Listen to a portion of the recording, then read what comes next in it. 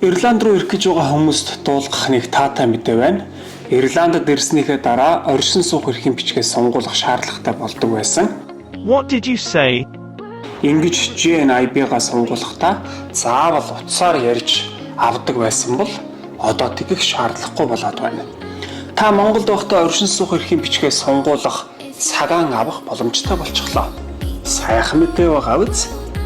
За тэгэхээр энэ вебсайт руу орно.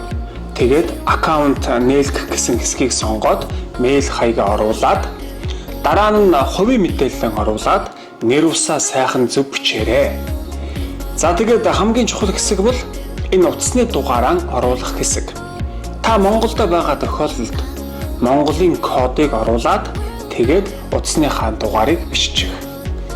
Эндээс бусад үлдсэн мэдээллийг бөглөж явсаар утасны дугаараа дахин баталгааж болно. Үүний дараа таны утас руу нэг линк илгээгдэнэ. Энэ линкээр ороод энэхүү аппликейшнийг татан авна да. За тэгээд энэ апп руугаа нэвтрээд бичиг баримтуудаа хавсаргаад илгээчих юм. Ингээд л боллоо. Нилээд хэдэн хоногийн дараа хариу ирэх байх. Ирландд угаасаа тэгж удирддаг юм байна.